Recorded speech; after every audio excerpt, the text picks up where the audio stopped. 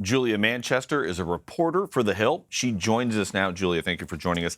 Senate Republicans appear to be divided on their strategy on the impeachment trial. Are they going to be able to basically get it together by the time it leaves the House and goes to the Senate? We'll really have to see. There is definitely a divide between how they want to go through on the impeachment trial. I mean, you're seeing Mitch McConnell essentially saying there will be a trial, or he expects there to be a trial. However, you're seeing a number of senators say that they want to bring in witnesses such as the whistleblower or Hunter Biden to testify. And then you're seeing other senators, more moderate senators, maybe like Senator John Cornyn, saying we don't need to bring in those witnesses yet, and we don't want to get too ahead of ourselves. Remember, the House is much more partisan than the Senate. You know, there's individual districts, so it makes it naturally more polarized. The Senate is different because you have these senators that are basically overseeing large swaths of states. So it's hard to essentially for them to bring in their, try to get all of their constituents' feedback and try to cater all towards that, because a lot of these guys have re-elections coming up in 2020. So they're kind of walking a very narrow tightrope, but no question there is a divide. The president is also not going to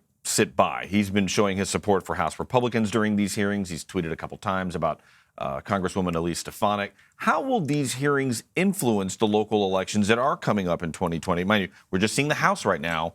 We'll see what happens in the Senate. But is this going to become a campaign issue?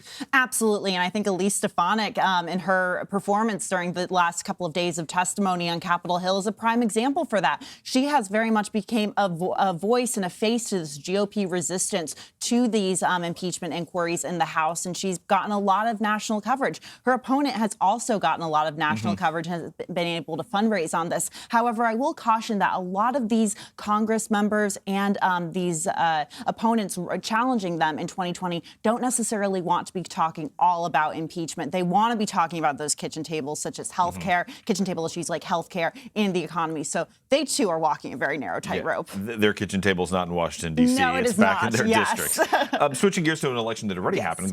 Democratic Governor Bel Edwards won the runoff race over in Louisiana. President Trump held a rally for the Republican candidate, of course, several times, Eddie Respondi. But just like we saw in Kentucky, it wasn't enough to pull out the victory. Is this kind of foreshadowing what could be happening in some of these southern states? You know, I would say it's hard to say or make a conclusion about that yet. Remember, Louisiana and Kentucky were different because we saw that Governor Matt Bevin, the Republican incumbent in Kentucky, was already so unpopular within the state. So Trump and Republicans at a national level already had such a tough hill to climb. And we also saw that Republicans did win down ballot in the rest of the state. So he wasn't necessarily the best candidate for them.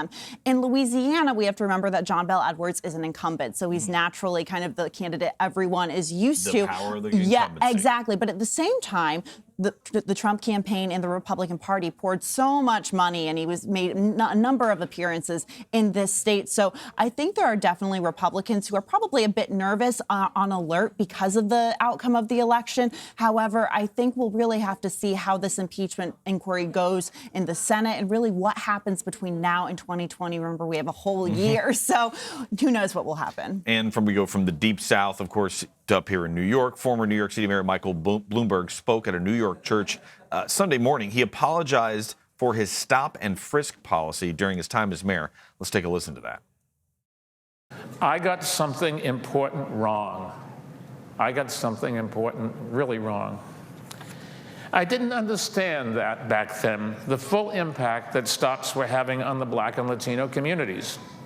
I was totally focused on saving lives, but as we know, good intentions aren't good enough. What does that statement tell you about his presidential plans? Is he blunting a future attack? I think he's trying to blunt a future attack from activists in a party that have only grown more powerful over the past couple of years. This is a question that a number of progressive activists have brought up over the past couple of weeks when Michael Bloomberg kind of hinted that he was looking into running for president. So Michael Bloomberg is interesting because he started out as a Republican, then an independent, now a Democrat. So he's going to be trying to really try to appeal to this progressive base, or maybe try to at least appease them. And remember, he's blunting this attack from Elizabeth Warren and Bernie Sanders because he's already under attack from them due to his billionaire status. So this is just another way that progressives can really go after him. There's a new CBS Battleground Tracker poll. It shows 1 in 5 Democrats say they would consider supporting Bloomberg, but more than twice as many say no, they would not consider him. And given those numbers, do you think he's still going to use his time and his money to get into the race?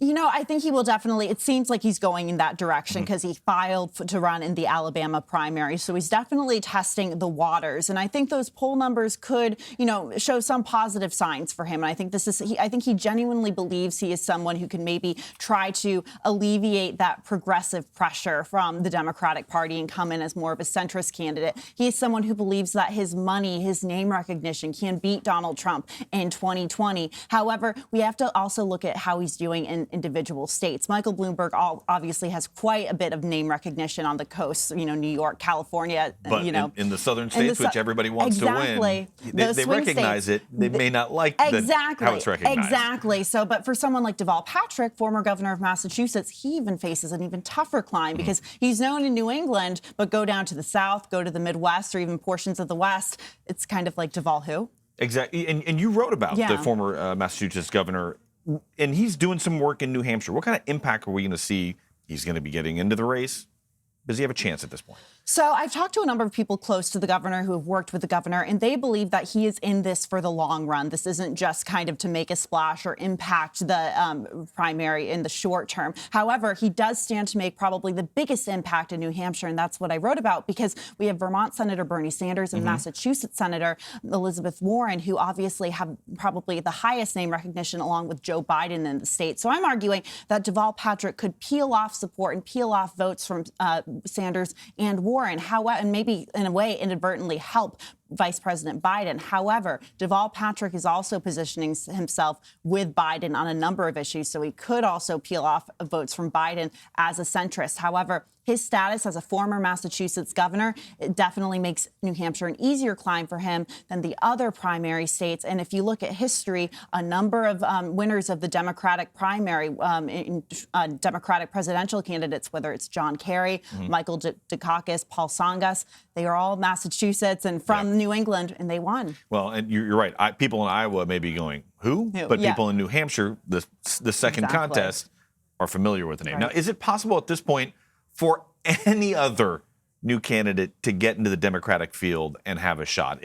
Are we going to have more announcements? You know, a couple of weeks ago, I would have said, no, it's not possible. But I really don't know. And it seems, you know, I'm not suggesting that Hillary Clinton is going to jump in. But even she seems to be flirting with this idea, saying a lot of people want me to get in, but I don't want to at this point. But I think those comments, and I think even the entrance of Bloomberg and Patrick, really show the frustration that the donor class has with the progressives in the party, Elizabeth Warren in particular, because she is on track right now, could very well be on track to win the nomination.